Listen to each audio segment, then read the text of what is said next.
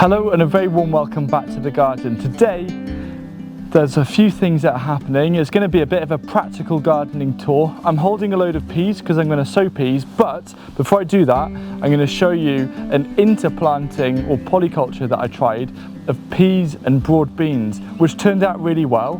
But the most important thing is we have had rain. We've had rain and everything has just gone time to grow. And so now I'm seeing lots of growth, it's looking fantastic, but there are still a few areas that need plants in them. So it is Operation Plantathon. I'm going to be doing some direct sowing, fill in some gaps, and kind of just show you what's going on. But I'm a little bit peckish, so I think we'll start with the peas. So these here are actually field beans. I find that they're kind of more productive, a bit hardier, and it's nice because I can see that the first of the beans are starting to develop. And what I did, some of you might remember, when I planted these field beans, in between I thought, there's a bit of space. And whenever I see a bit of space, I think there's an opportunity for something. And I thought, well, why don't I keep to the legume theme? And I had some peas. I had some pea plants ready. And I planted them. And it's resulted in peas. And what I'm going to go and do is work through it and just do a little pea harvest, the first like proper pea harvest, and kind of see if it was worth doing or not. And I think with the peas I'll let them, you know, play out and see how it goes. I don't think it's affected the growth of these field beans, and it's kind of the reason why I love gardening, because I just love to experiment with things, and you can do that, like simple things. I'll show you another thing later on with the masher around the runner beans. It's just this simple experimentation, and I'm going to have to eat this and give a verdict on the peas as the rain comes down. That is summer. It's not technically in the meteorological calendar summer, but right now it is summer in my mouth. So really simple, it's not taking up any extra space, and actually the field beans are acting as a support for the pea plants, helping to keep them up off the ground. So all in all, I'm going to do that again next year. Right now I've got this beautiful aroma of rose. Has anyone seen any roses about? Oh!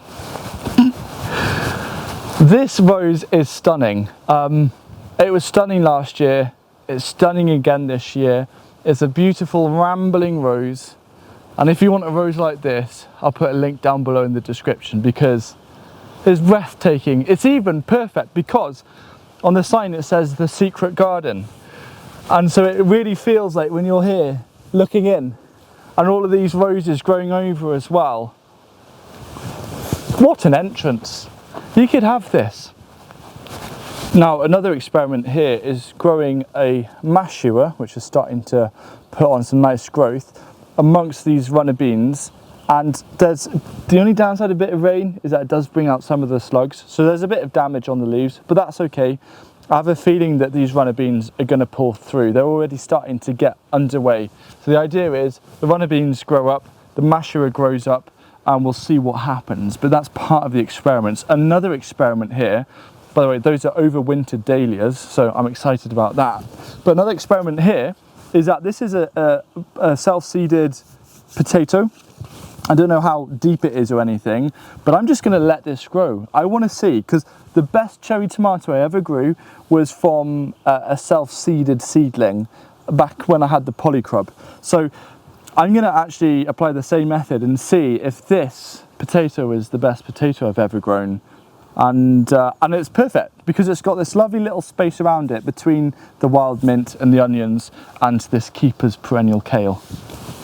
So I've just actually been away, and when I came back from my trip away, I'd noticed so much growth in the garden. I didn't even realise there was a borage plant here, really. And then 5 days later when I come back, it's flowering. It is insane. But the issue is it's slightly taking over the onions. So what I'm going to do is I'm going to selectively take out some of the branches, just so I'm not going to take out the whole plant, but I'm just going to prune and edit this plant, the shape of the plant, just so I can make sure that I'm not sacrificing the onions, because I mean, there's borage popping up anywhere, but I do want to make sure that these onions are nice and happy. So I think, take this one out as well, that just opens up, brings in a little bit more light and airflow.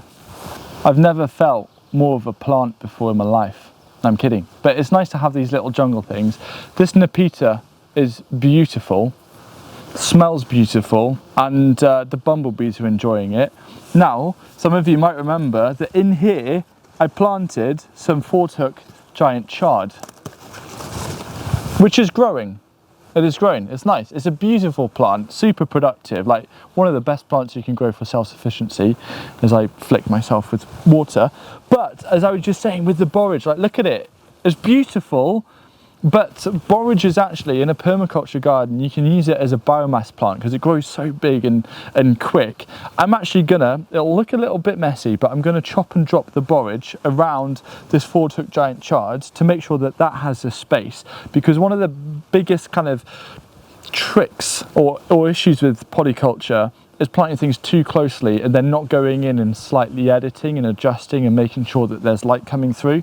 And so I'm being selective. It has a beautiful purpose, but I'm going to chop and drop it because that'll bring the fertility back in to the soil, particularly the carbon, and I will then plant in between it with other things. So it looks really drastic, and I'm just going to cut it at base level.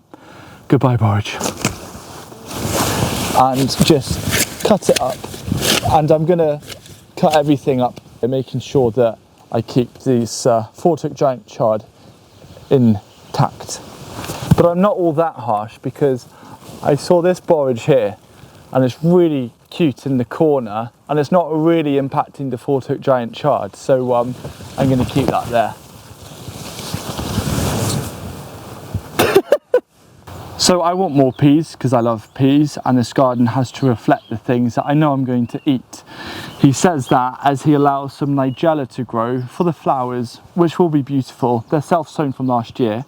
But what I'm going to do a row of peas, and one of the biggest mistakes I see people make with peas is that they plant them way too far apart. Like sometimes I see like someone put one plant, leave like a foot and plant another plant. It's like, no, you want dense peas. If you want anything that is useful to take back into the kitchen, you need to plant densely. And so I'm gonna make a row along here. I'll then do a structure later on, but the most important thing is get the peas in. I'm gonna plant the peas a little bit deeper, kind of pushing in so it creates a bit of a natural basin or sink, so when I water it in, they capture that water rather than it running off and away. But I'm only really going to leave about that much, maybe about 10 centimeters or 4 inches in between each clump. Now I have also planted closer, and I'm also making sure that every clump has 3 seedlings in. So it is a much higher density than a lot of people do, but this is what works if you want to grow a lot of peas. And this is Oregon sugar pod, which I love because summer for me is stir fries, and this is my favorite thing to stir fry, that crunch of sweetness and that like burst of green. So good.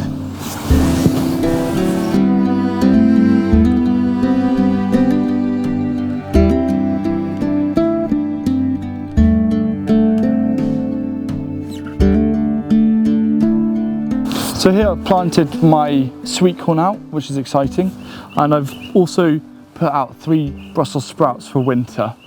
And this bed here is something that I want to create just pops of colour and a little more perennial. So I've got some things already in. This is called Echinacea Green Twister, which I got from Farmer Gracie last year, and it's grown up again, and I really hope that it does well, because I've struggled so much with Echinacea, and I know other people that have struggled with it, and so I hope it works.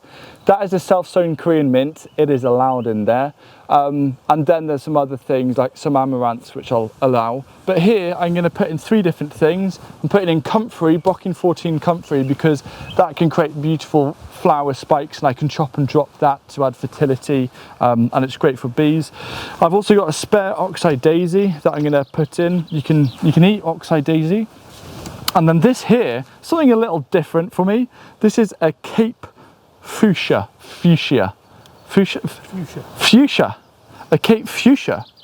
And yes, apparently you can eat the flowers. When I googled it, I'll need to double check again. It was very impulse buy at a garden centre, but I was like, if you can eat the flowers, it's going in the garden. But it looks beautiful, and I'm just gonna plant that here, and hopefully it will get a little bigger over the years and kind of tame the edge against, like, I love having a polytunnel because I can grow tomatoes, but Sam doesn't like it so much because he doesn't like the big thing of white in the frame. And it's no reflection on your videography skills at all, Sam, but this is my thing of thinking about you. I appreciate it. And I want to make sure that you find it even easier to film and that you start to love this polytunnel, because it does give you tomatoes. I threatened it and it just came away from the pot like, no, leave me alone. Probably something like that. Oh, the sun. Well, it's obviously happy to be here. The sun came out.